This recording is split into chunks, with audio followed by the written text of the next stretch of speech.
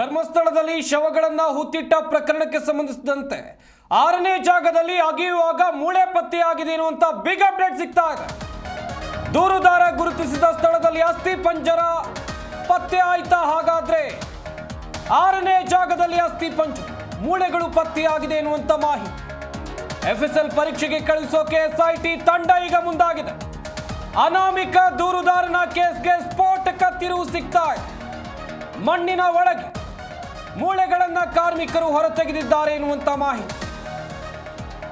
ಸತತ 2 ದಿನಗಳು ಕಳಿತು, ಏನೂ ಸಿಗ್ಲಿಲ್ಲ. ಆದ್ರೆ ಇವತ್ತು ಕಳೆಬರಹಗಳು ಪತ್ತೆಯಾಗಿದೆ ಎನ್ನುವಂತ ಬಿಗ್ ಅಪ್ಡೇಟ್ ಲಭ್ಯವಾಗ್ತಾ ಇದೆ.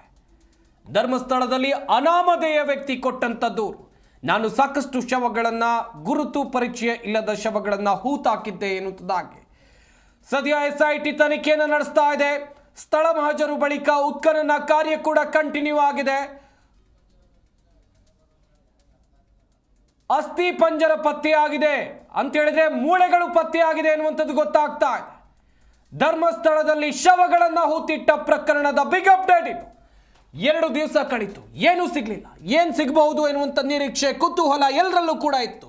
ಗುರುತಿಸಿದ್ದು 1-2 ಜಾಗ ಅಲ್ಲ, 15 ಸ್ಥಳಗಳನ್ನು ಗುರುತು ಮಾಡಿದ್ದ ಆ ಅನಾಮಧೇಯ ವ್ಯಕ್ತಿ. ಒಂದೊಂದೇ ಜಾಗಗಳಲ್ಲಿ ಪರಿಶೀಲನೆಯನ್ನು ಮಾಡಿಸಿದ್ರು. ಅಲ್ಲಿ ಅಗೆಯುವಂಥ ಕೆಲಸ ಆಗಿತ್ತು, ಏನೂ ಕೂಡ ಸಿಕ್ಕಿರಲಿಲ್ಲ. 2 ದಿವಸ ಕಾರ್ಯಾಚರಣೆ ನಡೀತು. ಮೂರನೇ ದಿನದಲ್ಲಿ ಮೂಳೆಗಳು ಪತ್ತೆ ಆಗಿವೆ ಎನ್ನುವಂಥದ್ದು ಗೊತ್ತಾಗ್ತಾ ಇದೆ.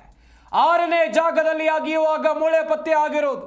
ದೂರುದಾರ ಗುರುತಿಸಿದಂಥ ಸ್ಥಳದಲ್ಲಿ ಅಸ್ಥಿ ಪಂಜರ ಪತ್ತೆಯಾಗಿದೆ.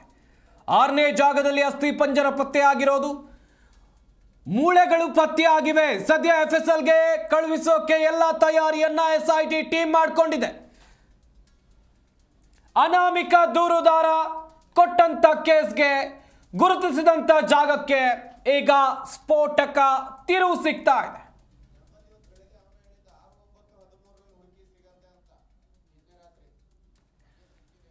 6, 9, 13 ಈ ಜಾಗಗಳಲ್ಲಿ ಹುಡುಕಿ ಖಂಡಿತವಾಗ್ಲೂ ಸಿಕ್ಕೇ ಸಿಗುತ್ತೆ ಅಂತೇಳಿ ದೂರುದಾರ ಹೇಳಿದ್ದ ಎನ್ನಲಾಗಿತ್ತು.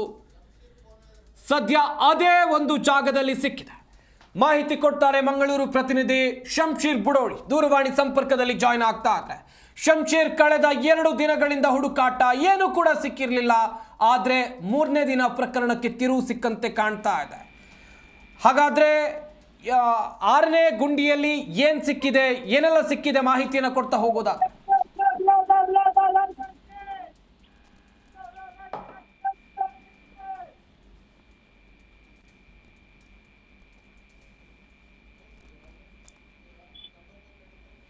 ಸಂಪರ್ಕ ಕಡಿತಗೊಂಡಿದೆ, ಮತ್ತೊಮ್ಮೆ ಸಂಪರ್ಕಿಸುವಂತ ಕೆಲಸವನ್ನು ಕೂಡ ಮಾಡ್ತೀವಿ.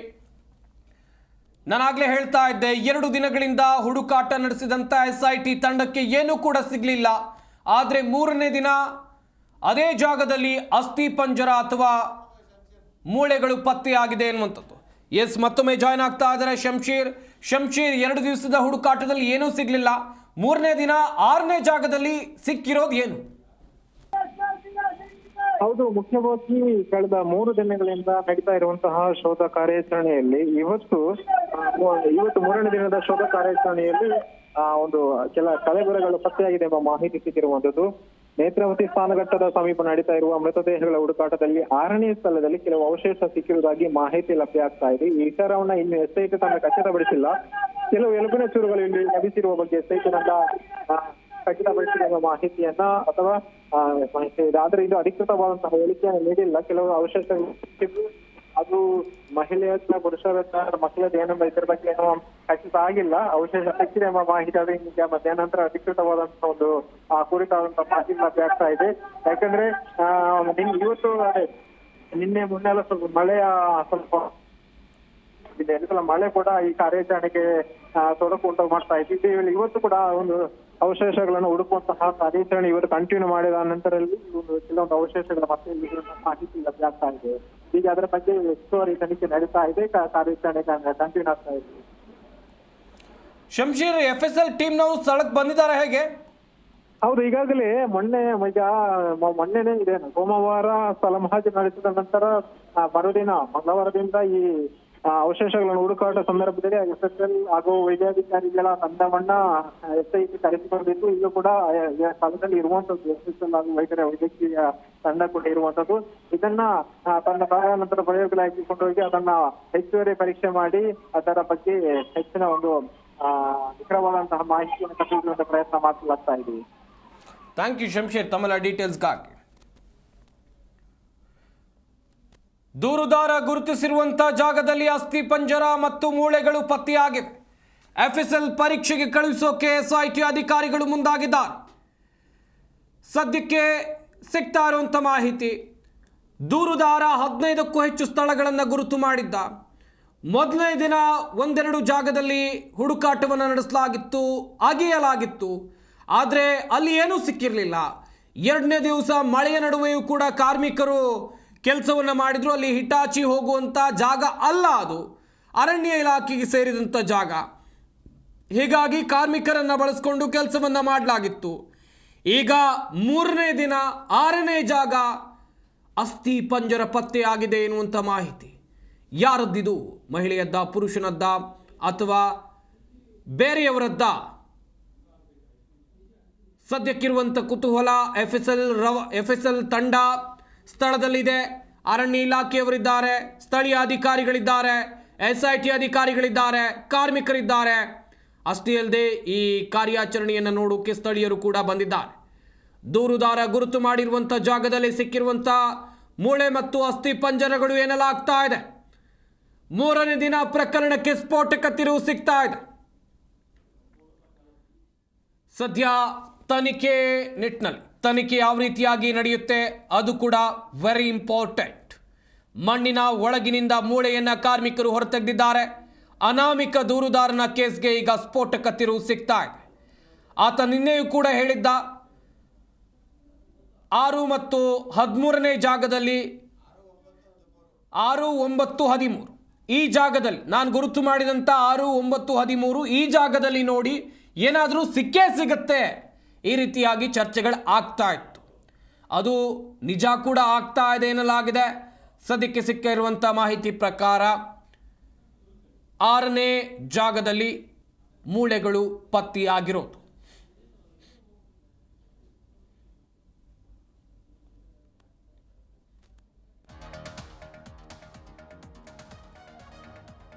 ಧರ್ಮಸ್ಥಳದಲ್ಲಿ ಶವಗಳನ್ನು ಹೂತಿಟ್ಟ ಪ್ರಕರಣಕ್ಕೆ ಸಂಬಂಧಿಸಿದಂತೆ 6ನೇ ಜಾಗದಲ್ಲಿ ಅಗೆಯುವಾಗ ಮೂಳೆ ಪತ್ತೆಯಾಗಿದೆ. ದೂರುದಾರ ಗುರುತಿಸಿದಂಥ ಸ್ಥಳದಲ್ಲಿ ಅಸ್ಥಿ ಪಂಜರ ಪತ್ತೆಯಾಗಿದೆ. 6ನೇ ಜಾಗದಲ್ಲಿ ಅಸ್ಥಿ ಪಂಜರ ಪತ್ತೆಯಾಗಿರೋದು, ಮೂಳೆಗಳು ಕೂಡ ಪತ್ತೆಯಾಗಿದೆ. FSL ಪರೀಕ್ಷೆಗೆ ಕಳುಹಿಸೋಕೆ SIT ಟೀಮ್ ಮುಂದಾಗಿದೆ. ಅನಾಮಿಕ ದೂರುದಾರನ ಕೇಸ್ಗೆ ಈಗ ಸ್ಫೋಟಕ ತಿರುವು ಸಿಗ್ತಾ ಇದೆ. ಮಣ್ಣಿನ ಒಳಗಡೆ ಇದ್ದಂಥ ಮೂಳೆಗಳನ್ನು ಕಾರ್ಮಿಕರು ಹೊರಗೆ ತೆಗೆದಿದ್ದಾರೆ. ಒಂದು ಕಡೆಯಲ್ಲಿ ಕಾರ್ಯಾಚರಣೆ ಆಗ್ತಾ ಇರುವಂಥ ಜಾಗವನ್ನು ಕೂಡ ನೀವಿಲ್ಲಿ ನೋಡ್ತಾ ಇದ್ದೀರಾ. ಸದ್ಯ ಕಾರ್ಯಾಚರಣೆಯನ್ನು ಚುರುಕುಗೊಳಿಸಲಾಗಿದೆ. ದೂರುದಾರ ಗುರುತು ಮಾಡಿರುವಂಥ ಜಾಗಗಳು 15 ಎನ್ನಲಾಗ್ತಾ ಇದೆ. ಸದ್ಯ ಆ ಎಲ್ಲ ಜಾಗಗಳಲ್ಲಿ ಹುಡುಕಾಟವನ್ನು ನಡೆಸುವಂಥ ಕೆಲಸವನ್ನು SIT ತಂಡ ಕಾರ್ಮಿಕರ ಮೂಲಕ ಮಾಡ್ತಾ ಇದೆ. ಧರ್ಮಸ್ಥಳದಲ್ಲಿ ಅನೇಕ ಅಪರಿಚಿತ ಶವಗಳನ್ನು ನಾನು ಹೂತು ಹಾಕಿದ್ದೆ ಎನ್ನುವುದಾಗಿ ಓರ್ವ ವ್ಯಕ್ತಿ ಕೊಟ್ಟಂಥ ದೂರನ ಆಧಾರದ ಮೇಲೆ ಸದ್ಯ ತನಿಖೆ ಆಗ್ತಾ ಇದೆ.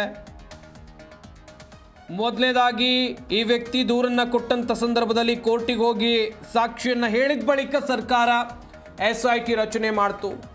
SIT ತನಿಖಾ ತಂಡ ದಕ್ಷಿಣ ಕನ್ನಡ ಜಿಲ್ಲೆಗೆ ತೆರಳಿ ಅಲ್ಲಿ ತನಿಖೆಯನ್ನು ಚುರುಕುಗೊಳಿಸುವಂಥ ಕೆಲಸವನ್ನು ಮಾಡಿ ದೂರುದಾರನ ವಿಚಾರಣೆ ಮೊದಲ ಹಂತದಲ್ಲಿ, ಎರಡನೇದಾಗಿ ಸ್ಥಳ ಮಹಜರು ಪ್ರಕ್ರಿಯೆ, ಮೂರನೇದಾಗಿ ಅಲ್ಲಿ ಉತ್ಖನನ ಕಾರ್ಯ ಅಂತೇಳಿದರೆ ಅಸ್ಥಿ ಪಂಜರಗಳನ್ನು ಹುಡುಕುವಂಥ ಕೆಲಸ. 15ಕ್ಕೂ ಹೆಚ್ಚು ಜಾಗಗಳಲ್ಲಿ ಗುರುತು ಮಾಡಲಾಗಿತ್ತು. ದೂರುದಾರನ ಹೇಳಿಕೆ ಆಧಾರದ ಮೇಲೆ 2 ದಿವಸ ಏನೂ ಸಿಗಲಿಲ್ಲ, 3ನೇ ದಿವಸ ಮೂಳೆ ಸಿಕ್ಕಿದೆ. ಸದ್ಯ FSL ತನಿಖೆ ಆಗಬೇಕು. ಮುಂದಿನ ಹಂತದಲ್ಲಿ ಇದು ಯಾರ ಅಸ್ಥಿ ಪಂಜರ, ಮಹಿಳೆಯದ್ದ, ಪುರುಷನದ್ದ ಅಥವಾ ಯುವತಿಯದ್ದ, ಯುವಕನದ್ದ, ಹೀಗೆ ಒಂದಷ್ಟು ಪ್ರಶ್ನೆಗಳು ಇರುವಂಥದ್ದು ಸರ್ವೇ ಸಾಮಾನ್ಯ.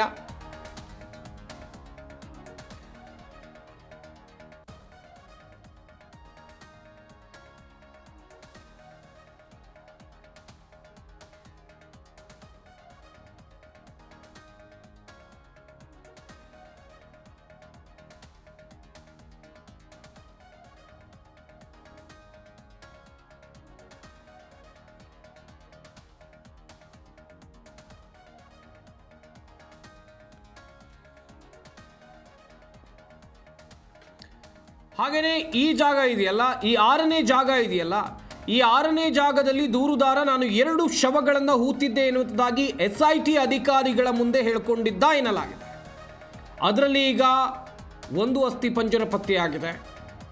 ಹಾಗಾದರೆ ಇನ್ನೊಂದು ಎಲ್ಲಿದೆ ಸದ್ಯಕ್ಕಿರುವಂಥ ಪ್ರಶ್ನೆ. ಅದನ್ನು ಹುಡುಕುವಂಥ ಕೆಲಸವನ್ನು SIT ಅವರು ಮಾಡ್ತಾ ಇದ್ದಾರೆ. 2ನೇ ಅಸ್ಥಿಪಂಜರಕ್ಕಾಗಿ ಹುಡುಕುವಂಥ ಕೆಲಸವನ್ನು SIT ಅಧಿಕಾರಿಗಳು ಮಾಡ್ತಾ ಇದ್ದಾರೆ. ಇದು ಹುಡುಗನದ್ದ, ಹುಡುಗಿಯದ್ದ, ಯಾರದ್ದು ಮಾಹಿತಿ ಗೊತ್ತಾಗಬೇಕಿದೆ. ದೂರುದಾರನಿಗೆ ಗೊತ್ತಿರಬಹುದು, ಆತ ಇದೇ ಜಾಗದಲ್ಲಿ ನಾನು 2 ಹೆಣವನ್ನು ಹೂತಿದ್ದೇನೆ ಅಂತ ಹೇಳಿದ್ರೆ ಆತನಿಗೆ ವೆರಿ ಕ್ಲಿಯರ್. ಡೆಡ್ ಬಾಡಿಯನ್ನು ನೋಡಿರ್ತಾನೆ ಆತ, ಉಳುವಂಥ ಸಂದರ್ಭದಲ್ಲಿ ಗೊತ್ತಿರುತ್ತೆ ಆತನಿಗೆ. ಆದರೆ ಪರೀಕ್ಷೆಯಿಂದ ಸಾಬೀತಾಗಬೇಕು, FSL ರಿಪೋರ್ಟ್ ಬಂದಾಗ ಸಾಬೀತಾಗಬೇಕು ಅದು ಯಾರದ್ದು ಶವ ಅಂತೇಳಿ. ಕಾಣೆಯಾದವರ ಲಿಸ್ಟು ಬೇಕು. ಇನ್ನೊಂದು ಕಡೆಯಲ್ಲಿ ಗ್ರಾಮ ಪಂಚಾಯಿತಿಯವರು ಹೇಳ್ತಾ ಇದ್ದಾರೆ, ಇಲ್ಲಿ ಧರ್ಮಸ್ಥಳ ಗ್ರಾಮದ ವ್ಯಾಪ್ತಿಯಲ್ಲಿ ಮೃತಪಟ್ಟವರು ಅಥವಾ ಅಲ್ಲಿ ಸಮಾಧಿ ಮಾಡಲಾಗಿರುವಂಥ ಪ್ರತಿಯೊಂದು ವ್ಯಕ್ತಿಗಳ ಡೀಟೇಲ್ಸ್, ಪ್ರತಿಯೊಂದು ಶವಗಳ ಡೀಟೇಲ್ಸ್ ನಮ್ಮ ಬಳಿ ಇದೆ ಅಂತೇಳಿ. ಅದರಲ್ಲಿ ಯಾವುದಾದ್ರೂ ಇದಾಗಿರಬಹುದಾ? ಅನೇಕ ಪ್ರಶ್ನೆಗಳಿವೆ. ಒಟ್ಟಿನಲ್ಲಿ SIT ಅಧಿಕಾರಿಗಳ ಮುಂದೆ ದೂರುದಾರ ನಿನ್ನೆಯೇ ಹೇಳಿದ್ದ ಎನ್ನುವಂಥ ಮಾಹಿತಿ ಮೂಲಗಳಿಂದ ಸಿಕ್ಕಿರುವಂಥ ಮಾಹಿತಿ. 6ನೇ ಜಾಗದಲ್ಲಿ ನಾನು 2 ಶವಗಳನ್ನು ಹೂತಿದ್ದೆ, ಅದರಲ್ಲಿ ಈಗ 1 ಸಿಕ್ಕಿದೆ, ಇನ್ನೊಂದು ಬೇಕು. ಇನ್ನೊಂದು ಹುಡುಕಾಟವನ್ನು ನಡೆಸುವಂಥ ಕೆಲಸ ಇಲ್ಲಿ ಆಗ್ತಾ ಇದೆ. ಈ ಶವಗಳನ್ನು ಹೂತಿಟ್ಟ ಪ್ರಕರಣಕ್ಕೆ ಸಿಗ್ತಾ ಇರುವಂಥ ಬಿಗ್ಗೆಸ್ಟ್ ಅಪ್ಡೇಟ್ ಇದು. ಸ್ಫೋಟಕ ತಿರುವು. 2 ದಿವಸ ಏನೂ ಸಿಕ್ಕಿರಲಿಲ್ಲ.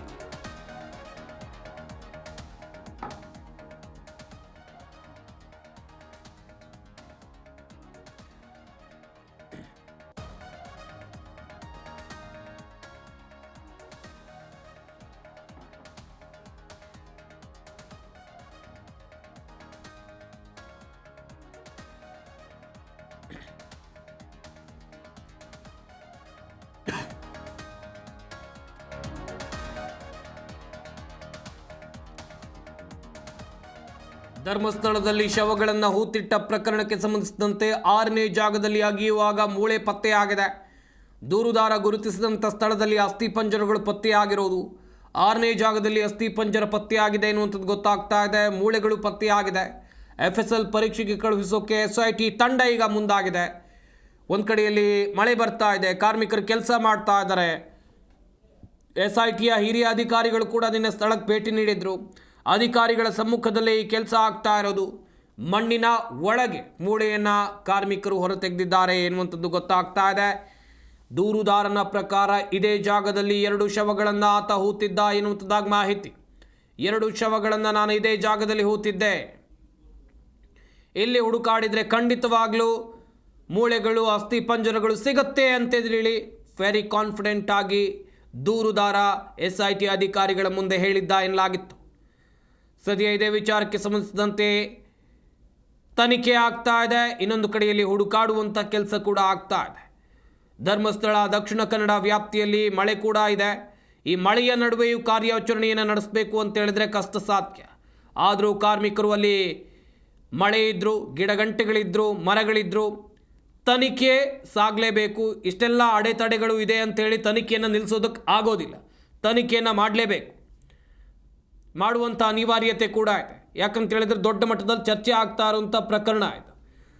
ಸದ್ಯ ಇದೇ ಪ್ರಕರಣಕ್ಕೆ ಸಂಬಂಧಿಸಿದಂತೆ ತನಿಖೆಯನ್ನು SIT ಅಧಿಕಾರಿಗಳು ಚುರುಕುಗೊಳಿಸಿದ್ದಾರೆ.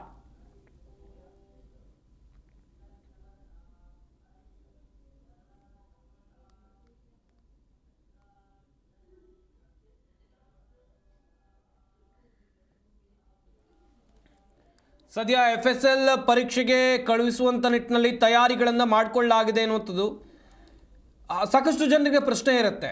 ಆದರೆ ದೂರುದಾರನಿಗೆ ವೆರಿ ಕ್ಲಿಯರ್, ಆತನಿಗೆ ಗೊತ್ತಿರುತ್ತೆ ನಾನು ಯಾರ ಶವವನ್ನು ಇಲ್ಲಿ ಹೂತಿದ್ದೆ, ಆ ಸಂದರ್ಭದಲ್ಲಿ ಇದು ಮಹಿಳೆಯರದ್ದಾಗಿತ್ತಾ, ಪುರುಷರದ್ದಾಗಿತ್ತಾ, ಅಥವಾ ವೃದ್ಧರದ್ದಾಗಿತ್ತಾ, ಕ್ಷೇತ್ರಕ್ಕೆ ಬಂದಂಥ ಭಕ್ತರದ್ದಾಗಿತ್ತಾ, ಅಥವಾ ಸ್ಥಳೀಯರದ್ದಾಗಿತ್ತಾ, ಹೀಗೆ ಆತನಿಗೆ ಮಾಹಿತಿ ಇರಬಹುದು. ಅದೆಲ್ಲವನ್ನು ಆತ SIT ಅಧಿಕಾರಿಗಳ ಮುಂಭಾಗದಲ್ಲಿ ಹೇಳ್ಕೊಂಡಿದ್ದಾನೆ. ಆದರೆ ಆತ ಹೇಳ್ತಾನೆ ಅಂಥೇಳಿ ಆತನ ಹೇಳಿಕೆ ಆಧಾರದ ಮೇಲೆ ತನಿಖೆ ಮಾಡೋಕ್ಕೆ ಆಗುತ್ತಾ? ಅದಕ್ಕೆ ಒಂದಷ್ಟು ದಾಖಲಾತಿಗಳ ಅಗತ್ಯ ಇದೆ.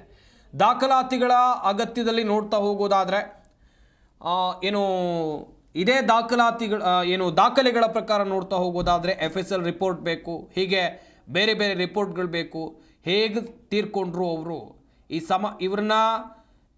ಇವರು ಯಾವ ರೀತಿಯಾಗಿ ತೀರ್ಕೊಂಡಿದ್ದಾರೆ, ಇವರನ್ನ ಕೊಲೆ ಮಾಡಲಾಗಿದೆಯಾ, ಇದೊಂದು ಸಹಜ ಸಾವ, ಇದೊಂದು ಆತ್ಮಹತ್ಯೆಯ, ಹೀಗೆ ಅನುಮಾನಗಳು ದಟ್ಟವಾಗಿರಬಹುದು. ಆದರೆ ಈ ಬಗ್ಗೆಯೂ ಕೂಡ ತನಿಖೆ ಆಗಬೇಕಿದೆ. ಉತ್ಖನನ ಕಾರ್ಯಕ್ಕೆ ವಿಶೇಷ ತನಿಖಾ ತಂಡ ಆಗಮಿಸಿ ತನಿಖೆಯನ್ನು ನಡೆಸುವಂಥ ಸಂದರ್ಭದಲ್ಲಿ ವಿವಿಧ ಸ್ಥಳಗಳಲ್ಲಿ ಮೃತದೇಹ ಇದೆ ಅಂತೇಳಿ ದೂರುದಾರ ಏನು ಗುರುತು ಮಾಡಿದ್ದ ಆ ಒಂದು ಜಾಗದಲ್ಲಿ ಈಗ ಅಸ್ಥಿಪಂಜರ ಪತ್ತೆಯಾಗಿರೋದು ಈ ಪ್ರಕರಣಕ್ಕೆ ಸ್ಫೋಟಕ ತಿರುವು ಸಿಗ್ತಾ ಇದೆ.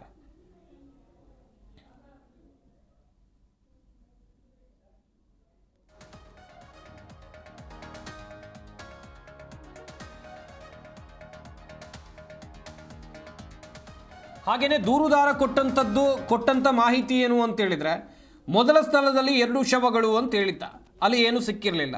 2ನೇ ಸ್ಥಳದಲ್ಲಿ 2 ಶವಗಳು, 3ನೇ ಸ್ಥಳದಲ್ಲಿ 2, 4 ಮತ್ತು 5ನೇ ಸ್ಥಳದಲ್ಲಿ ಒಟ್ಟು 6 ಶವಗಳು, 6 ಮತ್ತು 7, 8ನೇ ಸ್ಥಳಗಳಲ್ಲಿ ಒಟ್ಟು 8 ಶವಗಳು ಅಂತ ಈತ ದೂರನ್ನು ಕೊಟ್ಟಿದ್ದ ಎನ್ನಲಾಗಿತ್ತು. ಸದ್ಯ 6ನೇ ಜಾಗದಲ್ಲಿ ಸಿಕ್ಕಿದೆ. 6ನೇ ಜಾಗದಲ್ಲಿ 2 ಶವ ಇದೆ ಎನ್ನುತ್ತಾಗ ಆತ ಹೇಳಿದ್ದ, SIT ಅಧಿಕಾರಿಗಳ ಮುಂಭಾಗದಲ್ಲಿ ಹೇಳಿದ್ದ ಎನ್ನಲಾಗಿದೆ. ಇದಕ್ಕೆ ಸಂಬಂಧಿಸಿದಂತೆ ಈಗ 2 ಶವಗಳು, 1 ಶವ ಪತ್ತೆಯಾಗಿದೆ ಎನ್ನುವಂಥದ್ದು ಗೊತ್ತಾಗ್ತಾ ಇದೆ.